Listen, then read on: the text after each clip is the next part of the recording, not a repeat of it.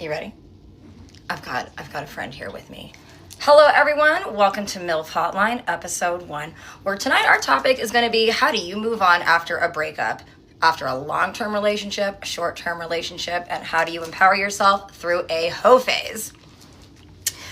What is the timeline for moving on, really?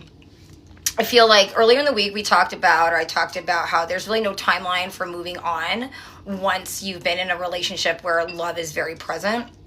And so I want to talk about like how do you get out of love, or how do you like unlove somebody, right? Kind of just depends on your situation. So like for me, I had a relationship of 8 years. We're just going to say man number 1.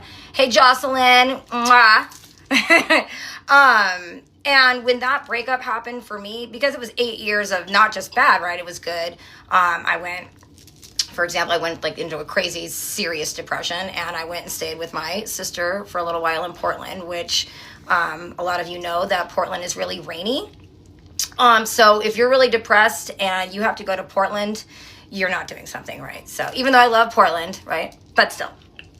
Anyway, so I don't know that I'm ever going to unlove man number 1 because there's still a lot of feelings there. But I can definitely unlove my ex-husband, which is Kennedy's dad, because he was a total butt face. So how do you move on, and how do you allow yourself to hang on to a friendship how do you move on after a failed relationship without feeling even more damaged and promoting your mental health? So I approached this topic with a friend recently, and he was saying that when you are in a long-term relationship, those feelings never really go away. But it's, you can care for someone even after they've hurt you. However, it's when you want them back and you try to get them back, even though it's not going to work, that's when it gets difficult. I love that everyone is here. Hi, Steph. Oh, you guys are so nice. Ugh, I'm trying not to be nervous, but this is also nervous because I miss my friends. Hey! Okay, so I want to talk about what are the things that hold on. Oh, yes, no, I'm sorry. I have notes right here on my computer, and I didn't make the font big enough because I can't see. Okay, so what are the things that you genuinely love and that are your needs in a relationship, so you know what to recognize when you're moving on, what you still need?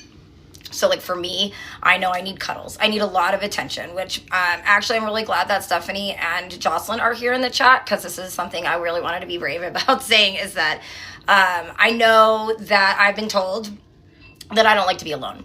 And that's true. I don't like to be alone. But a lot of times I've been thinking about it, like, do I not like to be alone because I'm depressed and I don't like just to be by myself? And I really sat with this and thought, you know what? I don't like to be alone because I don't shut the hell up. Like, I like to talk and I like to be social. And so I do like the idea of spending my time with somebody. But where it gets colluded is not needing to, have that person. So anyway, so yes, I don't want to feel shamed in being alone, but at the same time, I do like to share my time in my life with somebody. And I think that that's always, it's fine. Who wants to spend their whole life alone? Or if you do, that's fine. I'm not necessarily one of those people. And I started talking to my dogs out loud, which has now turned into me talking by myself, in public. So that's kind of weird for me. Okay, shedding baggage on your own terms. What are some of those toxic traits and routines and coping mechanisms that help you guys move on? And I do want to know. For me, I made a breakup playlist that contained songs that reminded me of my ex-boyfriend. Yes, okay, so talking to yourself and to your animals is not like a weird thing, right? Like, we all do that. But, sometimes I'm like, hey, dogs. So I made a breakup playlist, and I give myself time to grieve and cry. And if any of you have seen the show Shrinking, they actually covered this topic really well, where they allowed themselves to hear a song, and for 15 minutes you could just cry or scream or whatever. And I noticed for me that I needed a lot of time to cry and to be sad. So that breakup playlist really helped, and I almost listen to it all the time to purge, right? Purge the sadness, purge the bad memories.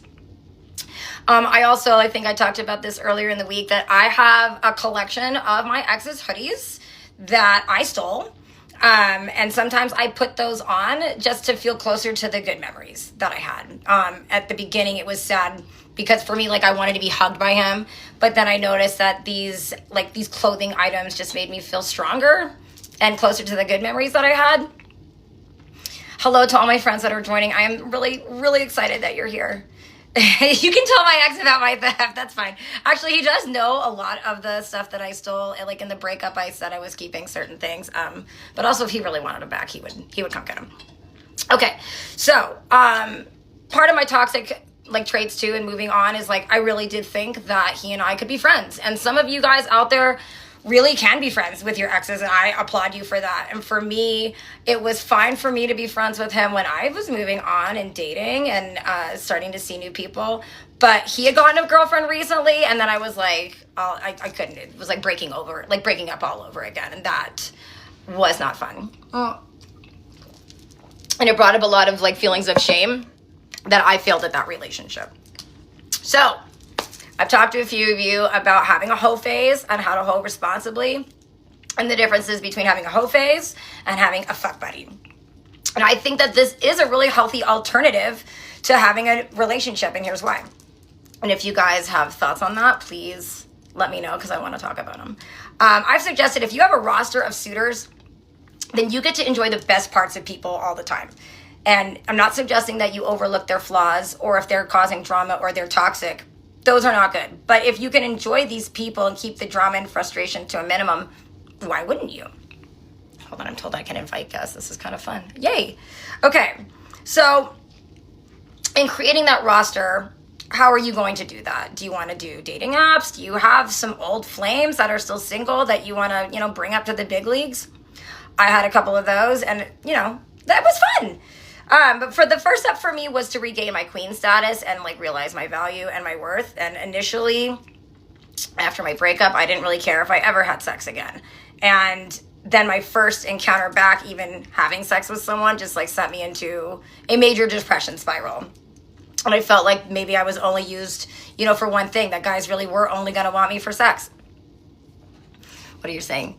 Yes, you have to have rules with your buddies for sure, Steph. You're totally right.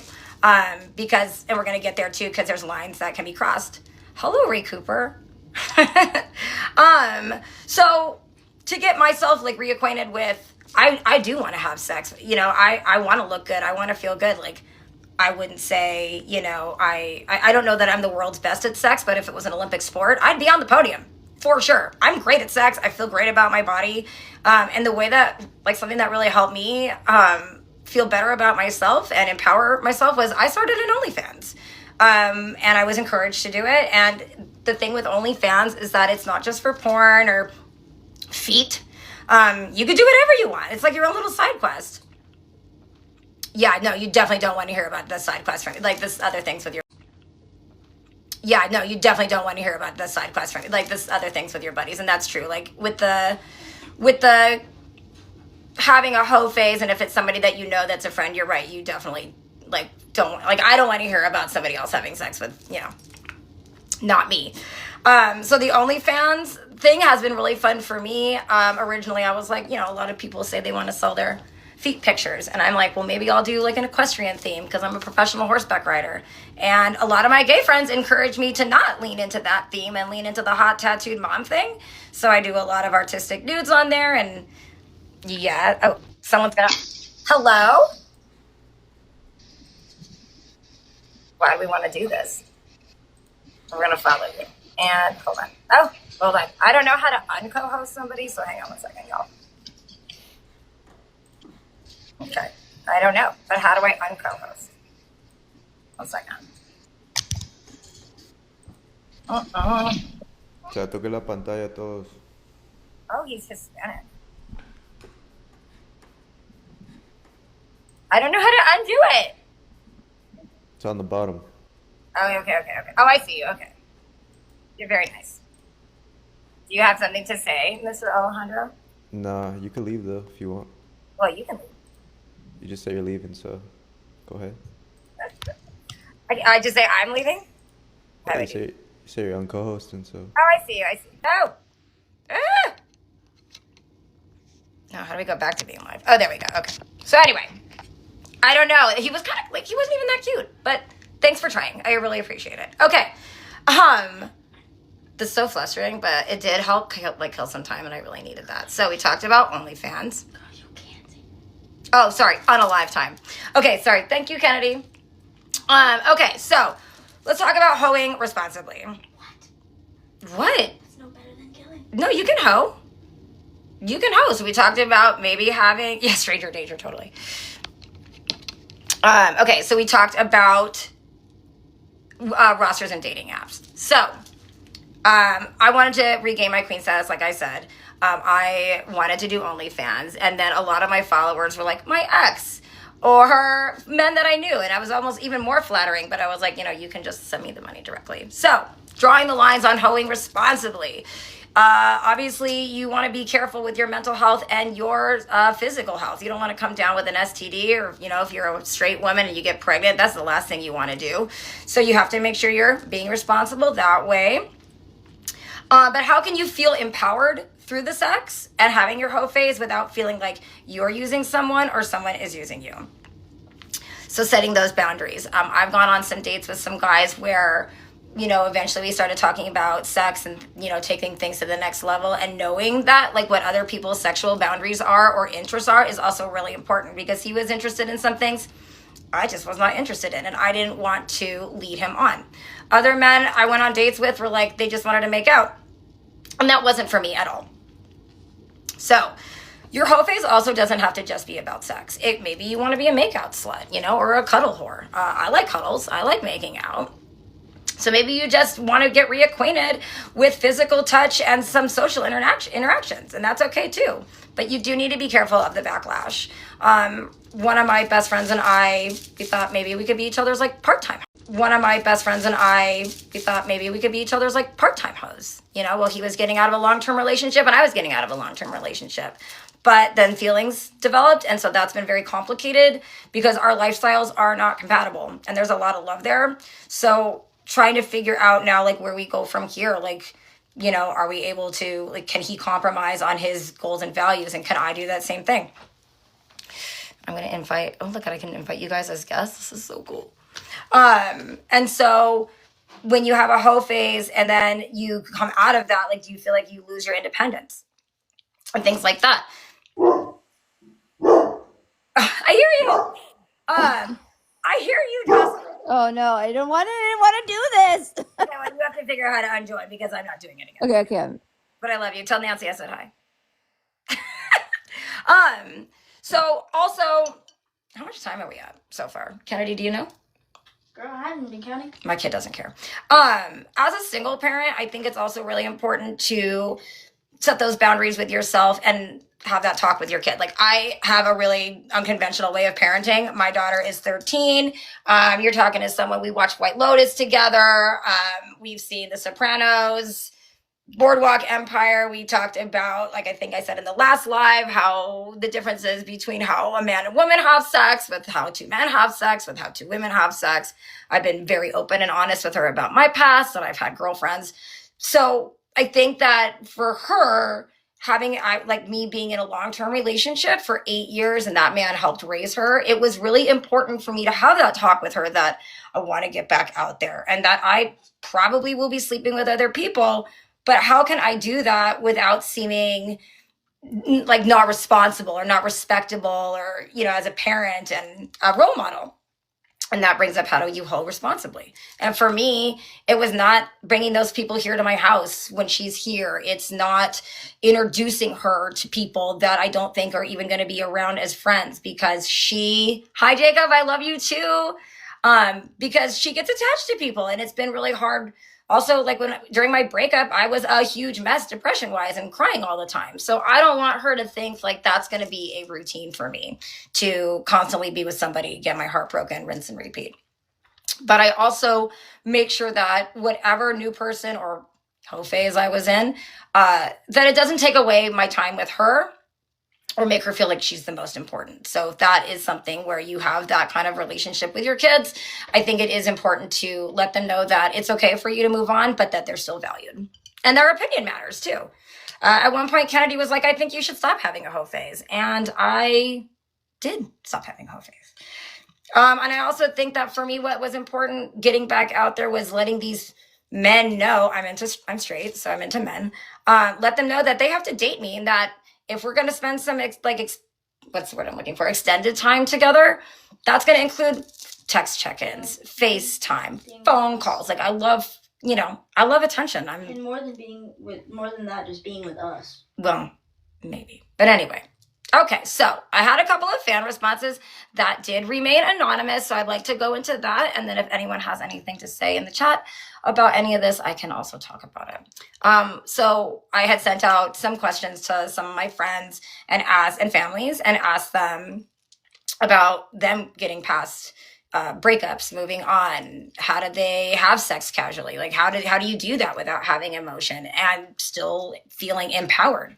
My one friend said that, I'm just going to read it verbatim.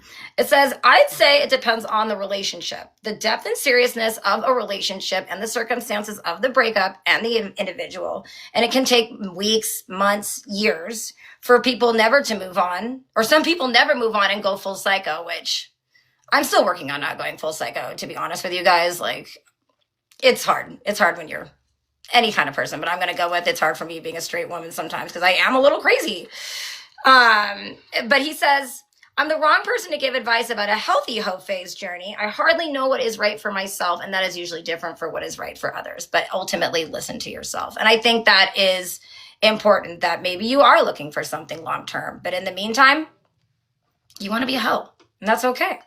I think also maybe depending on your age, right? Like I'm in my 40s. I've had a lot of, life experiences. I've had a lot of relationships where I maybe didn't go through a hoe phase. So right now I liked the idea of exploring that, but at the same time, I'm an emotional bitch and I like spending my time with one person. Okay, one other one we're going to go to is this person said they went off the pill, which was lowering their testosterone and subsequently the desire for sex. Entering the 30s, being 30, and giving no fucks helped a lot. Lots of therapy helped me shed. No, I can't do any more co-hosting because I don't know how to unco-host you, but chat me up. I do love you. Entering your 30s and not giving a shit. Lots of therapy helped the low self-esteem portion and that the previous partner had made her feel shitty about herself, which can happen. I started to feel comfortable in my own skin and empowered me, and that empowered me the most. So feeling good about yourself, looking good. Even if I wouldn't say I'm the most attractive, but if I feel good, I look good. As far as moving on and not needing a partner, a very good therapist helped this person with that. She was able to hone in right away on codependent nature and focus in on a lot of that at the beginning. And of course, Lexapro.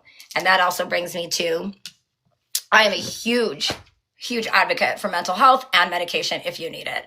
I was on a certain medication after my breakup.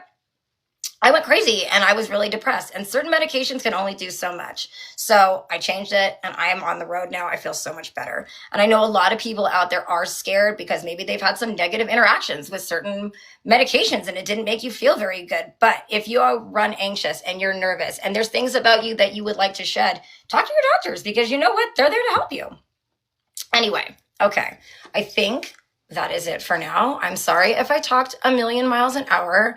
I am going to get better at this. But if you have any other responses or anything like that, please drop it in the chat. And also, we have an email now. But if you have any other responses or anything like that, please drop it in the chat. And also, we have an email now. And it's milfhotline818@gmail.com. Or you can text me to my cell phone number, which I'm going to post it all on the TikTok. And also, my action items for my life are, why am I like this? And I encourage you all to ask yourself the same thing, good or bad. Thank you for joining me on MILF Hotline. I'm Jennifer Dallas, and I'll see you next week. And I don't know how to end this, so I'm going to have to figure that out. What do you mean, where is the end? Just click end. Where? Hello. In the life. Do you want me to help you? You can't touch it. Wait. No. Just close it out. Okay. Just close it out. Okay.